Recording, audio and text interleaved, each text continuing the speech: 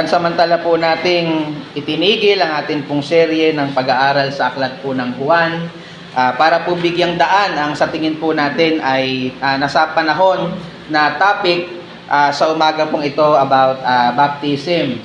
So, kagaya hindi po kamukha ng ating nakagawian that I preach verse by verse sa Bible expositionally. Ang atin pong gagawin ngayon ay topical study sa topic on baptism na pinamagatan ko nga pong ang kahulugan ng bautismo. Ang kahulugan ng bautismo. So if you have your Bibles with you, anuman pong translation yan, please go with me sa book ng Matthew chapter 28. Ito po ang pinagmulan kung bakit po natin ito sinusunod. Matthew chapter 28 o Mateo 28, mga talatang 18 hanggang 19. Mateo 28, mga talatang 18 hanggang 19. Kung nakita nyo na po, mangyari po tayo magsitayo lahat bilang pagbibigay galang sa pagbasa ng makapangyarihan at banal na salita ng ating Panginoon. Let's all stand. Matthew chapter 28, verses 18 to 19. At lumapit si Jesus sa kanila at sila'y kaniyang kinausap at sinasabi, ang lahat ng kapamahalaan sa langit at sa lupa ay naibigay na sa akin dahil dito magsiyaon nga kayo at gawin ninyong mga alagad ang lahat ng mga bansa na sila'y inyong bautismuhan sa pangalan ng Ama at ng Anak at ng Espiritu Santo. Pagpalain mo, Panginoon, ang inyong mga salita, maging pagpapala ito sa buhay ng bawat isa at magdala ng kaluwalhatian sa aming Haring si Kristo. Amen. Kakaupo na po kayo, mga kapatid. Ang kahulugan ng bautismo. Sa mga talata pong ating manabasa, mga minamahal, makikita po natin ang atas ng ating Panginoong Jesucristo sa kanya pong mga sinaunang alagad matapos po niyang mabuhay muli at bago siya bumalik sa kaluwalhatian, bago po siya bumalik sa kanyang Ama sa langit. Makikita po natin dito na inutusan po sila ng Panginoong Jesus na gawing mga alagad ang lahat ng mga bansa. Ito po ay sa pamamagitan ng pagbabahagi o pag-share ng gospel sa mga makasalanang gaya natin. Nagiging alagad ang isang makasalanan, isang taong nasa kadiliman ng ating banal na Diyos sa pamamagitan ng pangangaral ng Ebanghelyo. Ano po? So, gawin nating alagad ang lahat ng mga bansa, meaning to say, bahagi natin sa kanila ang gospel at hikayatin silang sumampalataya upang sila po ay maging alagad. Pero hindi po doon nagtatapos ang command sa atin. Dito, in this case, sa kanyang mga alagad at sa by application sa panahon natin ngayon as modern believers, hindi po doon nagtapos. After po na ma-share natin sa kanila ang gospel and after po na sila'y sumampalataya sa gospel, ang kasunod po na kailangan gawin sila po daw ay kailangang bautismuhan sa pangalan ng banal na Trinidad, sa ngalan ng Ama at ng Anak at ng Espiritu Santo. At yamang ito po ay utos mismo ng ating soberenong hari, ang Panginoong Jesus. Sabi, ang lahat ng kapangyarihan ay binigay na sa langit at sa lupa sa ating Panginoong Jesus. In verse 18, makikita ho natin yan. Dahil ito po ay galing sa pinakamataas na persona sa lahat. Ito po ay nararapat po nating maingat na sundin bilang kanyang mga alagad sa panahon po natin ngayon. Ngunit ano po ba ang ibig sabihin ng bautismo? Nanay Lode, ano po ba ang ibig sabihin nito? Gaya po ng ibang doktrina sa Biblia, alam niyo po ang bautismo, ang isa sa madalas pong nami-misinterpret ng mga quote-unquote Bible teachers sa panahon po natin ngayon. May naniniwala po na ang bautismo ay isa pong paraan para maligtas tayo. Kagaya ng paniniwala ng grupo ng Andating Daan ni Elit Nasirang kapatid na Eliseo Soriano. So kailangan daw mabautismohan ng tao para maligtas. So naisip ko, paano kaya yung tulisan o kriminal na nakapako sa krus katabi ni Kristo. Wala na siya pagkakataong mabautismuhan. Pero sabi ng Panginoon, ngayon din ay makakasama kita sa paraiso. So, pero may mga naniniwala po sa kabila ng malinaw na katotohanan na ang kaligtasan, ang pagpapawalang sala ng Diyos is by faith alone, in Christ alone, sa pamamagitan lang ng pananampalataya kay Kristo lamang. Yun yung inawit po natin kanina, by grace alone, through faith alone, in Christ alone. Sa Latin, sola gratia, sola fide, solus Christus. Yun po yung ating pinapaniwalaan. Napakalinaw niyan sa Bible, pinaglaban po yan ng mga nauna sa ating reformador, pero marami pa rin po ang hindi iyan nauunawaan. Halimbawa, ang Roman Catholic Church ay isa po sa kanilang paniniwala na isa sa kanilang 7 sakramento para ma-secure natin ang ating lugar sa langit ay kailangang binyagan ng bata. Kaya po, bata pa lang, binibinyagan na o binabaptize na. So ano po yung tamang teaching dito, makikita po ninyo mamaya. May mga naniniwala naman po na kahit po ang mga sanggol, basta anak po ng isang mananampalataya, halimbawa yung buhat ni Sheila na si Samuel, baby Samuel, pwede na po, dapat daw yan i-baptize. Yan po yung paniniwala ng mga kapatid nating Presbyterian. So in fairness, mga kapatid po natin talaga sila sa Panginoon, meron lang pong misunderstanding about sa mode ng baptism. So para sa kanila, sapat na nabubuhusan lang yung mga babies. Bagay na tayong mga Baptist ay hindi po naniniwala na pwede po yon. So tayo po ay naniniwala sa credo baptism. Ibig sabihin, tayo po ay naniniwala ng mga tao lang na tunay na sumampalataya kay Kristo ang dapat bautismuhan. Ano po? Kaya po, hindi tayo nagbabaptize ng baby kasi obviously, wala silang kakayanang sumampalataya. Mga bata pa po sila.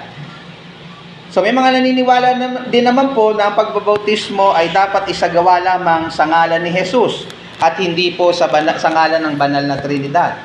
Ayan po yung paniniwala ng mga Oneness Pentecostal. Ngunit ano po ba talaga ang tinuturo ng Biblia kung ano ang bautismo? Ano po ba talaga ang tamang unawa kung ano ang ibig sabihin ng ordinansa pong ito? Sa ating pong Statement of Faith, which is the First London Baptist Confession of Faith, ginawa ng 1646. Kung hindi po kayo pamilyar dito, mga minamahal, ito po yung dokumento na naglalaman ng mga doktrina na ating tinitindigan. Ito po yung dokumento na naglalaman ng ating pinapaniwalaan dito sa ating iglesia. At ganito po ang nakasulat dito sa Articles 39 to 40 about our belief sa baptism. Ang sabi dito, and I quote, "Baptism is an ordinance of the New Testament given by Christ to be dispensed upon persons professing faith or that are made disciples, who upon profession of faith ought to be baptized and after to partake of the Lord's Supper. That the way and manner of dispensing this ordinance is dipping or plunging the body under water, it being a sign, must answer the things signified, which is that interest the saints have in the death, burial, and resurrection of Christ. And as certainly as the body is buried under water and risen again, so certainly shall the bodies of the saints be raised by the power of Christ in the day of the resurrection to reign with Christ." End of quote. So ano po ibig sabihin ng mahabang sinitas ko o pinote ko po na yon? Tayo po ayon po sa ating Statement of Faith ay naniniwala na ang bautismo ay ordinansang inutos mismo ng ating Panginoong Jesucristo. Meaning to say, hindi ito isang tradisyon lamang na inimbento ng tao, hindi po ito na-imbento lang o gusto-gustuhan lang ng mga leaders ng iglesia. Ito po mismo ay inutos ng ating Panginoong Jesucristo na gagawin hindi sa lahat ng tao. No, that's why hindi tayo nagpapa-outing. Tapos, sino gustong magpabaptize? Tapos, babaptize sila, pila-pila na lang kahit hindi nila naiintindihan yung gospel. Hindi po. Malinaw sa ating Statement of Faith at malinaw sa verse na binasa natin kanina, ang ibabaptize ay yung mga naging disciples. Di ba? Make them disciples and after that, baptize them in the name of the Father and the Son and the Holy Spirit. So we believe na binabaptize lang ay yung mga taong nagpahayag ng kanilang pananampalataya kay Kristo at naging disipulo ni Kristo. And after that, dun pa lang sila pwedeng mag-partake ng ibang ordinance like the ordinance of the Lord's Supper. So that's why tinatanong ni Krisha last time, pwede na po ba ako sumama sa Lord's Supper? Naalala mo, anak? Sabi ko, anak, pwede, pero after ng iyong baptism. Kasi yung baptism, ang unang step natin sa ating pagsunod kay Kristo. So, sunod na po yung ibang mga ordinance. So, at yung isa pong sinabi dito sa ating statement of faith, ang baptism po ay sinasagawa sa pamamagitan ng paglulubog ng tubig. Kasi meron siyang pinapakitang simbolo. Ito po ay nagpapakita ng kamatayan, pagkalibing at muling pagkabuhay ni Kristo. Bagay na hindi natin makikita ng klaro kung bubuhusan lang ng tubig natin ng mga tao. Nakukuha niyo po mga kapatid. And in fact, yan po yung makikita natin sa Bible. Whenever John the Baptist, yung mga disciples ay nagbabaptize, kailangan nila ng maraming tubig dahil kailangan ilubog yung tao. Nagbibiroan niya kami ni kapatid na Ernesto kanina. Sabi ko, ang hirap pala bro maging baptist. Kailangan magpuno ng tubig para tayo mag-baptize. Kung Presbyterian kako tayo, pwede na lang akong kumuha ng tabo at pagbubuhusan ko na itong mga tao. Pero naniniwala tayo at conviction natin na ang tamang mode ng baptism ay kailangan silang ilubog sa tubig. At gagawin po natin, pawi-witness po natin yan mamaya. So yung sign po ng baptism, yung sinisignify po nito, yung kahulugan po nito, yung gusto kong ipaliwanag po sa inyo at gusto ko pong i-elaborate sa umaga pong ito. Nang sa gayon, habang nanonood po kayo ng baptism mamaya, meron yung sense, meron yung nilalaman na mensahe sa inyo na sana po ay nauunawaan po natin as we do this ordinance. So meron lang po akong 3 punto, mga minamahal, na gusto ko pong ibahagi sa inyo tungkol po sa sinisimbolo at ipinapahiwatig ng bautismo. So ang una po, ang bautismo po ay sumisimbolo sa ginawang pagliligtas ni Jesus. Ulitin ko po, ang bautismo po ay sumisimbolo sa ginawang pagliligtas ni Jesus. Hindi po minsang nabanggit ko sa inyo mga kapatid sa pulpitong ito na ang tanging paraan para tayo'y maligtas ay sa pamamagitan ng pananampalataya sa Ebanghelyo.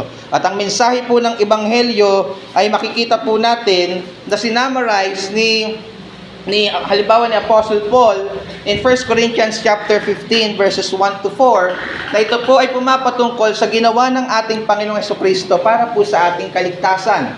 Ano po ba yung nakikita nating nakasulat sa 1 Corinthians 15 verses 1 to 4? Sabi doon, ngayon ipinapatalastas ko sa inyo mga kapatid, ang ebanghelyo na sa inyo'y aking ipinangaral, na inyo namang tinanggap, na siya naman ninyong pinananatilihan sa pamamagitan naman ito'y ligtas kayo kung matyaga ninyong iingatan ang salitang ipangangaral ko sa inyo. Maliban na kung kayo'y nagsisampalataya ng walang kabuluhan, sapagkat ibinigay ko sa inyo una sa lahat ang akin namang tinanggap, na si Kristo ay namatay dahil sa ating mga kasalanan ayon sa mga kasulatan, at siya'y inilibing at siya'y muling binuhay ng ikatlong araw ayon sa mga kasulatan. Nakita niyo po mga kapatid yung summary ng gospel in this particular passage. Dito nakita po natin na ang ginawa ng Mesiyas para tayo po ay maligtas mula sa puot at hatol ng Diyos. Ang sabi ng talata, siya daw po ay namatay para sa ating mga kasalanan. Siya po ang nagsilbi nating kahalili, meaning to say, siya po yung nag-substitute sa atin, mga minamahal, na dapat sana tayo makaranas ng judgment and wrath o puot ng Diyos, pero nilasap yun ni Kristo alang-alang sa atin. Si Christ ang nagsilbi po nating alay sa Ama, na dapat sana tayo yung parusahan, pero si Kristo ang nagsilbing alay para sa atin upang hindi tayo maparusahan, upang hindi na natin bayaran ng kasalanang nagawa natin sa Panginoon, sapagkat Kanya na itong binayaran. He is our Redeemer. Siya po yung nagsilbi nating pampalubag loob sa Ama. Alam niyo po, dahil sa holiness ni God, siya po ay napupuot, namumuhi sa kasalanan at sa mga taong patuloy na gumagawa nito at hindi nagsisisi. Meron po kasi paniniwala na mahal po ng tao, ng Diyos ang makasalanan, pero hindi ang mahal ng tao ang makasalanan, pero hindi niya mahal ang kasalanan. Pero illogical 'yon kapag iisipan niyo mga kapatid. Sino ba ang isa-send sa hell? Hindi po ba ang makasalanan? So napupuot ang Diyos sa isang taong makasalanang hindi nagsisisi. Ano po? In fact, itatapon siya sa impyerno kung siya po ay patuloy na hindi magsisisi sa kanyang mga kasalanan. Hindi po itatapon ang kasalanan sa impyerno. Yung tao na makasalanan ang itatapon sa impyerno at makakaranas ng kanyang hatol at puot. Minsan overemphasize natin yung love and grace and mercy ni God. Nakakalimutan natin yung kanyang holiness, justice. At minsan parang nag-aalinlangan tayo pag-usapan yung kanyang wrath o yung kanyang puot. But that's what the Bible teaches to us. Ang Diyos ay napupuot sa mga taong nagpapatuloy at hindi nagsisisi sa paggawa ng kasalanan. So, ginawa po ng Panginoong Jesus lahat ito upang makamtan po natin ang lubos na kapatawaran at buhay na walang hanggan kung, mga kapatid, ito yung condition, kung tayo ay sasampalataya sa Diyos. Ngunit hindi po doon natatapos. Siya po ayon sa talata ay nabuhay muli bilang patunay na tagumpay yung kanyang ginawang sakripisyo at upang patuloy na mamamagitan sa atin sa Ama sa Langit. Yan po ang ginagawa ng ating Panginoong Jesucristo. Siya po ay nagiging parang attorney natin sa Diyos. Ano po? Na sa tuwing tayo ay dapat parusahan, pero dahil kay Kristo, tayo po ay nakakatanggap ng biyaya. Sa makatuwid, sa tuwing sinasagawa natin ang bautismo, ating ipinapakita sa lahat ang ginawa ni Kristo para sa ating katubusan. Sa bautismo, hindi lamang po natin naririnig ang ebanghelyo, atin din po itong nakikita. Kaya maganda po itong nawi-witness. That's why I decided na gawin natin to sa church para makita po ng lahat at makapagmensahe yung bautismo sa bawat isa sa atin. Alam niyo po, ito po yung napakagandang pagkakataon, lalo na po sa mga kasama nating hindi pa po tunay na sumasampalataya sa Panginoong Jesus para po sa kaligtasan ng kaniyang kaluluwa. Kung wala ka pang kaligtasan sa mga oras na ito, I pray na yung baptism na gagawin natin ngayon ay mangusap sa iyo ang Panginoon tungkol sa kanyang ginawang sakripisyo para sa ating katubusan. Nawa po samantalihin natin ang pagkakataon habang ating naririnig at nakikita ang mabuting balita sa pamamagitan ng bautismo. Nawa po, ito po ay araw na atin pong pagtitiwalaan ang Panginoon para sa ating kaligtasan. At dalangin ko, mga minamahal, isang araw, ikaw naman ang magpapahayag na ikaw ay kinawaan ng Panginoon. Ikaw ay iniligtas ng Panginoon at gusto mong magpabautismo bilang tanda ng iyong seryosong pagsunod sa Kanya. Sana, Sana isang araw si Annette, biglang magsabi, Pastor, na-realize ko pong ako'y makasalanan. Gusto ko pong magbalik loob sa Panginoon. At gusto ko pong ipakita yan sa pamamagitan ng pagbabautismo. Si Kuya Jan, lahat po tayo ng mga naririto na hindi pa po tunay na nakaranas ng kaligtasan. Hindi pa po huli ang lahat. At napakagandang pagkakataon po ito upang iparealize sa atin kung gaano kabuti ang Panginoon sa ginawa po niyang pagliligtas. So yan po ang unang sinisimbolo ng bautismo. Pinapakita nito ang ginawang pagliligtas ni Jesus sa isang taong sumampalataya. Siya ay namatay, nilibing at binuhay muli para sa ating kaligtasan. Pangalawa po, ang bautismo po ay sumisimbolo sa pakikipag-isa ng isang mananampalataya kay Jesus. Ang bautismo po ay sumisimbolo sa pakikipag-isa ng isang mananampalataya kay Jesus. Ganyan po yung makikita natin sa pagtuturo ni Apostol Pablo sa kanyang sulat sa mga taga-Roma. Doon po sa talata o kabanatang 6, mga talatang 1 hanggang 5. Roma, kabanatang 6, mga talatang 1 hanggang 5. Ang sabi ho doon, ano ang ating sasabihin? Magpapatuloy baga tayo sa pagkakasala upang ang biyaya ay makapanagana? Huwag nawang mangyari. Tayo'y mga patay na sa pagkakasala, paano nga tayong mabubuhay pa riyan? O hindi baga ninyo nalalaman na tayong lahat na mga nabautismuhan kay Kristo Jesus ay nangabautismuhan sa kanyang kamatayan? Tayo nga'y nangalibing sa nakalakip niya sa pamamagitan ng bautismo sa kamatayan, na kung paanong si Kristo ay nabuhay na maguli sa mga patay sa pamamagitan ng kanyang kalwalhatian ng Ama, ay gayon din naman tayo'y makalalakad sa panibagong buhay, sapagkat kung tayo nga ay kalakip niya dahil sa kawangisan ng kanyang kamatayan, ay magkakagayon din naman tayo dahil sa kawangisan ng kanyang pagkabuhay muli. So sa talata pong ito, mga minamahal, meron pong isyong ina-address si Apostle Paul. Ano po yon? Kasi bago po ito, nagpaliwanag siya sa kadakilaan ng biyaya ng Diyos.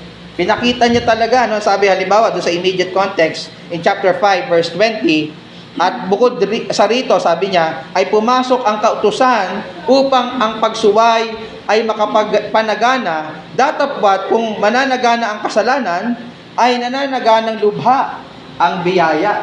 Ano?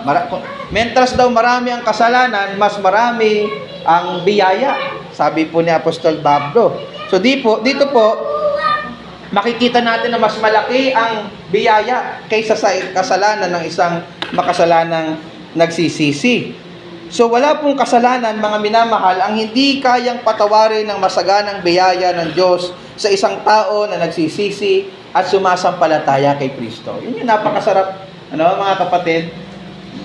Pwede kasi iniisip natin, napakarami po ng pagkakamali sa buhay, napakarami po ng nagawang kasalanan, napakarami ko ng nalokong tao, napakadumi ko na. Wretched na ako, if I may use that word. Pero hindi po gano'n ang tinuturo ng, I mean, totoo yun, Pero tinuturo ng gospel na kayang lahat yan burahin ng ating Panginoong Hesus kung ikaw po ay sasampalataya.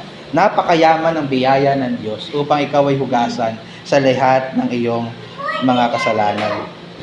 Pero mga kapatid, naulinigan ni Apostol Pablo na pwedeng mamali yung interpretation ng mga tao tungkol dito sa grace. Pwede itong maabuso. Pwedeng isipin ng tao, sagana naman pala ang biyaya ng Diyos di maglubalog na lang tayo sa kasalanan. After all, mapapatawad naman pala tayo ng Diyos. Pwedeng maisip yun ng tao In fact, maisip ng isang taong hindi ipinanganak na muli. Kasi ang isang taong ipinanganak na muli, ang gusto niya bigyan ng kaluguran ng Panginoon. Pero pwede siyang ma-misinterpret. Kaya itinuwid po yung baluktot na kaisipang ito ni Apostle Paul sa chapter 6 ng Romans. At ginamit po niyang illustration dito, mga kapatid, yung baptism. Kapag po pala ang isang makasalanan ay sumampalataya kay Kristo, siya po ay nagkakaroon ng pakikipag-isa kay Kristo at siya po, spiritually speaking, ay kasamang nailibing at nabuhay muli kasama ni Kristo. Okay? Meaning, nung tayo po ay sumampalataya, namatay na po yung luma at makasalanan po nating pagkatao kasama ni Kristo at nabuhay po tayong muli, spiritually speaking, bilang isa na pong bagong nilalang kay Kristo Jesus na makakaranas ng malaking pagbabago matapos po niyang mabuhay muli sa mga patay. Kaya naman po ang isang tao na nakipag-isa na kay Kristo sa pamamagitan ng pananampalataya ay hindi na po dapat mamumuhay sa kasalanan, kundi mamubuhay na ng mayroong kabanalan.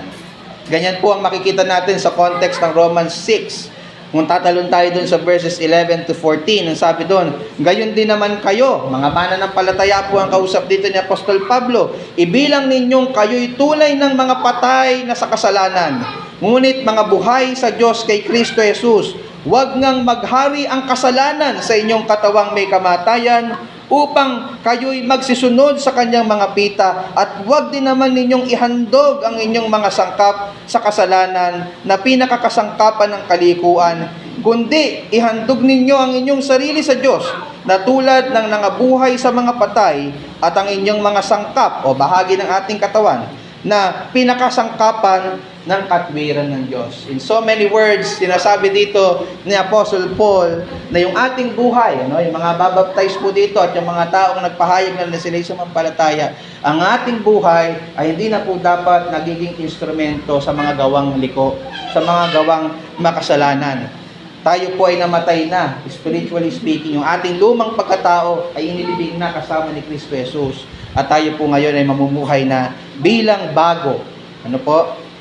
Kagaya po ni Jesus, nung siya'y nabuhay muli, marami pong nagbago sa kanyang buhay o kanyang katawan. So sa mga kapatid po na nabautismuhan na at babautismuhan pa lang mamaya, ganito po dapat ang buhay natin. Simula nang tayo nakipag-isa na kay Kristo sa pamamagitan ng pananampalataya. Pinapaalala ko lang ho mga kapatid, dahil meron po tayong tendency na makalimot. Tayo po ay inaasahan ng namumuhay sa kabanalan at tinatalikuran na ang mga gawang masama. Tayo po ay inaasahang lalakad na ayon sa Espiritu at hindi na po ayon sa pita ng laman. Ano po ba yung mga pita ng laman? Yung makasalanang pita ng laman na binanggit po halimbawa sa Galatia 5:19 hanggang 21. Ang sabi po doon, at hayag ang mga gawa ng laman sa makatuwid ay ang mga ito: pakikiyapid, karumihan, kalibugan, pagsamba sa Diyos-Diyosan, pangkukulam, mga pagtataniman, mga pagtatalo, mga paninibugho, mga pagkakaalitan, mga pagkakampi-kampi, mga pagkakabahabahagi, mga hidwang pananampalataya, mga kapanaghilian, mga paglalasing, mga kalayawan, at mga katulad nito. Tungkol sa mga bagay na ito ay aking pinapagpaunang ipaalala sa inyo, tulad sa aking pagpapaalala ng una sa inyo, na ang mga nagsisigawa ng ganyang mga bagay ay hindi magsisipagmana ng kaharian ng Diyos. Mga minamahal, tayo po ay tagapagmana ng kaharian ng Diyos kung tayo po ay sumampalataya na, and therefore, hindi na po dapat ito nakikita sa ating mga buhay. Atin po itong tinalikuran na, atin po itong ibinaon na kasama ni Kristo, at tayo po ay nabubuhay na bilang isang bagong nilalang kay Kristo Jesus. Ilan lang po yan sa mga kasalanang hindi na po dapat natin pinamumuhay bilang mga tunay na Kristiyano. Tayo po dapat, mga minamahal, ay namumuhay na. Sa mga babaptize po dito, mamumuhay na. Taglay-taglay ang bunga ng Espiritu. Ano po yon? Ang pag-ibig, ang katuwaan, ang kapayapaan, pagpapahinuhod. Oy, kasama po pala yon. No, hindi po pala tayo pwedeng mabilis mairita. No? Bunga ng Espiritu, kailangan mapagpahinuhod, mapagpasensya. Ano? Kagandahang loob, kabutihan, pagtatapat, kaamuan at pagpipigil. Ito po yung mga bunga ng Espiritu na dapat nakikita sa atin bilang mga bagong tao kay Kristo Jesus. So, sa mga kapatid po na babautismuhan at babautismuhan pa lang, nabautismuhan at babautismuhan pa lang mamaya, ito po ang pinapahiwatig sa atin ng ating gagawin. Pinapahayag po natin na tayo po ay hindi na pag-aari ng sanlibutan. Kristiyana, no, nanay, hindi na po tayo pag-aari ng sanlibutan para mamuhay sa sanlibutan. Tayo po ay pag-aari na ni Kristo. Tayo po ngayon ay pag-aari na ng Diyos kay Kristo Jesus at mamumuhay na para kay Jesus. Nabubuhay na tayo para sundin ang kalooban ng ating Panginoong Jesus. Sa isang aklat po na binasa ko, ang bautismo po ay pinaliwanag na hindi lamang daw po isang simbolismo, ito din po ay nagsisilbing selyo o tatak sa mga mananampalataya. Alam niyo po ba yung silbi ng selyo o tatak o yung seal? Nung araw po, para malaman kung sino ang nagmay-ari, halimbawa ng baka. Halimbawa, ang baka ay pag-aari ni Emperador Ernesto. Meron si Ernesto na seal o tatak. At tatatakan yung baka. At lahat ng makakakita ng baka, alam na ito ay kay Emperador Ernesto. O kaya kapag hari ka, meron kang gustong iparating sa iyong bayan, ang gagawin mo sa iyong sulat, meron kang pantatak na singsing, titikitan mo, tatatak mo yon para i-authenticate o patunayan na ito talaga ay hindi invento lang, ito talaga ay galing sa hari. Pag-aari ng hari. So, kapag po tayo binabautismuhan, tayo po ay tinatatakan din, siniselyuhan din ng ating Panginoon Diyos, nagpapatunay na tayo na nga ay pag-aari ng Diyos. Sa Diyos na po tayo, at hindi na po tayo sa sanlibutan. Ang magandang balita, mga minamahal, napakahirap po pala maging Kristiyano, maaaring sinasabi ninyo. Alam nyo, mga kapatid, hindi po mahirap maging Kristiyano, imposible. Hayaan nyo mag-sink in yan sa inyong mga isip. Tayong mga makasalanan, mamumuhay ng ganito, imposible. Pero alam niyo mga kapatid, bakit natin yung magagawa? Sa sarili nating lakas at talino, hindi natin kaya. Pero ang magandang balita, hindi natin to gagawin sa sarili lang nating lakas at kakayanan. Kasama po natin ang Espiritu ng Diyos. Binigay po sa atin ang Espiritu ng Diyos. Nananahan po sa atin ang Espiritu ng Diyos. Kaya hindi po imposible sa isang tunay na sumasampalataya na siya po ay makapamuhay ng mayroong kabanalan. Yan po pangako, isa sa mga pangako sa New Covenant na pinangako sa Old Covenant. Ano po?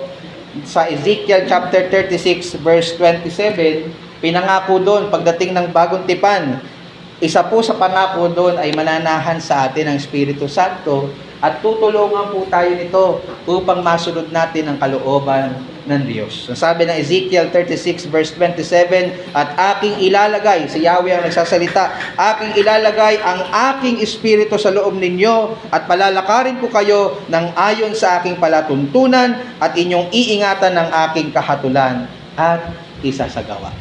Kaya po tayo nakasusunod, Sister Bell, dahil lamang po sa biyaya ng Diyos, dahil lamang po sa Espiritu ng Diyos na iniligay sa atin. Kung wala po ang Espiritu ng Diyos sa ating mga buhay, para lang tayong pariseo. Pwede kang makasunod outwardly, pero inwardly ikaw ay bulok. Inwardly ikaw ay makasalanan at hindi nakalulugod sa Diyos. Hindi ka rin tatagal. Bibigay ka din. Pero ang isang tunay na mananampalataya, meron siyang Espiritu, kaya po siya nanay makakapagpatuloy. So posible po na tayo ay makapamuhay sa kabanalan. Bagamat hindi perpekto, di ko po sinasabi, Nanay Lydia, dapat perpekto ka na. Ako nga, hindi perpekto eh. Lahat po tayo, hindi perpekto. Pero at least, unti-unti kang binabago tungo sa pagiging kagaya ng ating Panginoong Hesukristo. Sana po, lalo na yung mga nabautismohan na at mga babautismohan pa lamang, ay sineseryoso po natin yung isang simbolismo nito. Hindi na po tayo umaayon sa takbo ng sanlibutan. At natatagpuan tayong masipag sa mabubuting gawa at nanaayon sa banal na kasulatan. So naaral na po natin yung dalawa na sinisimbolo ng bautismo. Ito po ay sumisimbolo sa ginawang pagliligtas ni Jesus. Ito po ay sumisimbolo din sa pakikipag-isa nga ng mga mananampalataya kay Jesus. Panghuli, ang bautismo po ay sumisimbolo sa ating pakikipag-isa sa katawan ni Jesus. Ang bautismo po ay sumisimbolo sa ating pakikipag-isa sa katawan ni Jesus. Parang kahawig lang po ito, ng pangalawa nating punto, ngunit meron po akong ibang emphasis dito po sa panghuli nating punto. Na gusto ko pong munang linawin sa inyo para maintindihan natin yung pagiging kaisa ng katawan ng ating Panginoong Hesus. Kung ano po ang ibig sabihin ng katawan ni Jesus. Ano po? Sa Biblia, ang katawan ni Jesus po, spiritually speaking, ay pumapatungkol po sa kanyang iglesia. And when I say iglesia, hindi po ako pumapatungkol sa isang relihiyon. Kasi sa panahon natin ngayon, pag tinanong ka, iglesia ka ba? Pag sinabi mong oo, ang isip ng tao, doon yung tumasamba sa may kapilya, may patusok. Iglesia ni Kristo. Hindi po yun ang ibig sabihin ko pag sinabing iglesia bilang katawan. Ang iglesia po ay hindi din isang building. Nakasanayan na lang natin na ang tawag natin sa building na ito ay church. Pero biblically speaking, ang iglesia po o ang church ay pumapatungkol po sa mga grupo ng mga mananampalataya. Okay? So, kung wala tayo dito, hindi talaga to church. Nakasanayan na lang po natin. Kaya po ito nagiging church dahil sa grupo ng mga mananampalataya na nagtitipon-tipon po dito para sambahin si Kristo. Ang church ay mga tao na sumasampalataya kay Kristo. Grupo ng mga taong sumasampalataya kay Kristo. Ano po patunay? Sa Colosas 1:18, ganito po ang banggit. At siya, ang Panginoong Hesus, ang ulo ng katawan. Sa pagkatuwid bagay, ang iglesia. So, si Jesus ang ulo, ang katawan niya ay ang iglesia, mga mananampalataya. Unang Korinto 12:27, ganito din po ang banggit. Kayo nga, ang kinakausap dito yung mga mananampalataya sa Korinto, ang katawan ni Kristo. Ang mga taga-Korinto daw ng mga mananampalataya ay katawan ni Kristo at bawat isa'y sama-samang mga sangkap niya. Sa makatuwid, nung tayo po ay binautismohan sa Espiritu, na pumapatungkol sa ating pakikipag-isa kay Kristo sa pamamagitan ng pananampalataya sa 1 Corinthians 12:12 to 13, ginawa din po niya tayong bahagi ng kanyang katawan. Ginawa po niya tayong bahagi ng kanyang iglesia. Ginawa po niya tayong bahagi ng kapatiran. Sa makatuwid, ang pagbabautismo po ay nagpapahayag ay pagpapahayag natin sa isa't isa na tayo po ngayon ay iisa na kay Kristo Jesus. Na-realize niyo po ba yan? Nung kayo babautismohan, kayo po ay kaisa na sa katawan ni Kristo. Ibig sabihin, gaya ng isang katawan, bagamat tayo po ay iba-iba. Merong magaling magluto, merong magaling maglinis, merong napakasipag, merong magaling nagturo, ayan, si Mami. Merong magaling kumain. Iba-iba po tayo, mga kapatid. Ano po? Si Krisha, tawa-tawa. Parang ikaw, hindi alam ko sikreto mo, parang tayo. Di ba? Iba-iba po tayo kasi. Yung katawan natin, iba-iba ng bahagi. Hindi po ba? Sa iglesia ng Panginoon, iba-iba tayo ng function. Iba-iba tayo ng gift. Pero kahit magkakaiba tayo, isang katawan tayo. Magkakaisa ho tayo sa katawan ng ating Panginoon. At yamang ganon, tayo po ay hinalintulad sa katawan, bagamat iba-iba, tayo po ay magtutulungan. Amen po, mga kapatid, magtutulungan, magmamalasakitan, magmamahalan. Ano po? Wala po dapat kompetisyon. Amen po ba, mga kapatid? Wala pong kompetisyon, wala pong pagalingan, wala pong selosan, wala pong pagsisiraan at pagkakampi-kampi. Gawa po ng laman yan eh. Di ba, binasa ko kanina, hindi na po natin ihihiwala yung ating sarili sa iba na parang pasu-pasu tayo sa bawat isa. Di ba? Normally kasi pag hindi natin kakilala, parang ayaw natin masyadong makasama, hindi po ba? Pero ngayong magkakapatid na tayo sa Panginoon, gusto natin makasama palagi ang bawat isa. Gusto nating makasama ang kapatiran. Hindi na po uso sa atin mga minamahalang walang pakialamanan. Kapag ang isa po ay may pinagdadaanan, lahat po tayo ay magdadamayan. Amen po ba? Kapag ang isa ay nagtatagumpay, lahat tayo ay nasisiyahan. Amen! Sabi ni Jason. Dapat masaya ang isa, masaya ang lahat. Hindi yung masaya yung isa, naiinggit yung isa. Ay, hindi po kapatiran yun. Hindi po ba sa pamilya? Pag may isang nagtatagumpay, parang naalala ko si Kuya Jan dyan nung pumasa sa engineer. Si Kuya Jan lang naman yung pumasa sa engineer, pero yung buong pamilya niya, parang lahat sila pumasa sa pagka-engineer. Bakit? Normal po yun, pamilya sila eh. Gaya tayo po, kahit di tayo magkakadugo, pamilya tayo sa espiritu. Kapag may isang nagtatagumpay sa atin, natutuwa tayong lahat. Nagse-celebrate tayong lahat. Hindi tayo naiingit, hindi natin sila ibabagsak. Hindi po puso ng Kristiyano yun eh. Puso ng sanlibutan yun. Pag may umaangat, ang tawag doon, crab mentality, binabagsak. Hindi po uso sa atin yun, wala tayo sa sanlibutan. Tayo po ay nasa makalangit. Yun po ang ating citizenship. Tayo po ay nagmamahalan, nagtutulungan, sapagkat ganyan po ang itinuro sa atin ng ating tagapagligtas. Kapag po ang isang kapatid ay naliligaw ng landas, lahat po tayo ay magtutulungang maibalik siya sa daang matuwid. Kaya po, halimbawa, meron akong dinidil na isang kapatid na naliligaw ng landas. Tapos may isang kapatid, hayaan mo si pastor, talaga niyang pastor na yun, napakahigpit. Ako ay naiintindihan ko, konsentidor. Imbis na makaisa na kapatid, kaya ka kinausap ni pastor, mahal ka niya, ayaw ka niyang mawala sa landas, ayaw ka niyang mawala sa lakad ng Panginoon. Mahirap pong magdisiplina pagka, di ba, sa pamilya. Halimbawa, yung anak mo, yung nanay, dinidisiplina yung anak. Yung tatay naman, ali ka na dito, Jollibee na kita. Kawawa naman. Ang kontrabida tuloy, yung nanay. Hindi po ganun, hindi po mag-work yun kahit sa pamilya. Kapag nagdidisiplina yung asawang lalaki, dapat kasama yung asawang babae. Hindi ko naman ibig sabihin, mag-tandem kayo sa pagpalo sa inyong mga anak. Pero at least, wag niyo ipakita na parang kinaaway niyo yung tatay na nagdidisiplina. Ganun din po sa atin sa church. Kapag meron tayong kailangang idisiplina, by the way, na-inform ko naman po kayo na tayo po nagdidisiplina. Po? And when I say discipline, di ko po ibig sabihin na papaluin ko kayo. No? Kakausapin ko kayo. Hindi lang po, in fact ako In fact, kung naalala ninyo, binigyan ko rin kayo ng authority. Tayong lahat, kapag ako ay nakikita niyong nasa kamalian, meron kayong right na sabihin sa akin, na pastor, parang meron kayong maling nagagawa. Sana po baguhin niyo. In a nice way naman, huwag niyo naman akong aawayin. Ganun po tayo, magkakapatid. Lahat po tayo ay nagtutulong-tulungan na makalakad sa daang matuwid, nakalakad ayon sa kalooban ng Panginoon. Hindi na po dapat natin ibinubukod ang ating sarili dahil ayaw pong mapasok natin ang ating mga buhay ng ibang mga kapatid.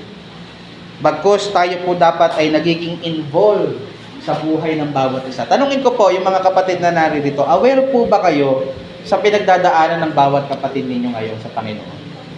Yun po yung challenge. Gusto nyong masukat kung kayo po ay nagiging reality sa inyo itong pagiging kapatiran natin. Tanungin nyo nga po yung inyong mga sarili. Aware ba ako sa pinagdadaanan ni Christian? Aware ba ako sa pinagdadaanan ni Sister Bel? Aware ba ako sa pinagdadaanan ni Sister Cecil? Maganda po mag-involve tayo sa buhay ng bawat isa. Kasi hindi natin kayang mamuhay ng mag-isa. Wala pong Kristiyano na mag-isa lang siyang sa kanyang pananampalataya. Tayo po ay community. Tayo po ay kailangan natin ang isa't isa. Iisang katawan. Di man related sa dugo, ulitin ko, related sa espiritu. Ganyan po ang sinisimbolo ng bautismo. Sa mga babautismohan mamaya, ito po ay hudyat na ikaw ay bahagi na ng kapatiran. Nanay Lode, bahagi na kayo ng kapatiran. Nanay Lydia, Krisha anak, bahagi na kayo ng kapatiran. Sa mga nauna pong miyembro, akin pong pakiusap sa inyo, sila Sister Cecil, nandyan po ang mga kapatiran, si Mami. Hinihiling ko po sa inyo na kalingain niyo po ang mga bagong miyembro. Alagaan po natin sila. Hindi ko lang po yung trabaho. Gusto ko pong ipaalala sa inyo. Trabaho po nating lahat na mag-alagaan sa isa't isa. At kayong mga bagong mga miyembro, kayo din po ay may responsibilidad sa kapatiran. Naipaliwanag ko na po sa inyo noon yan nung tayo po nagko-covenanting yung anyong mga responsibilities. At bigyan po nawa tayo ng biyaya ng Diyos para po ito ay maisagawa natin. Sa akin po pagtatapos, sana po mas lumalim po yung ating tanaw sa ibig sabihin po ng significance ng baptism. Dalangin ko po na hindi lang po ito parang isang maging ritual na kailangan lang po natin gawin kasi church tayo. Dalangin ko po na sana habang ito po ay sinasagawa natin, nakikita po natin ang mga sinisimbolo po nito. Kung paano po dito ipinapahayag ang gospel at kung paano po dito ipinapahayag ang ating pakikipag-isa kay Kristo at sa kanyang katawan. Ito po ang kahulugan ng bautismo.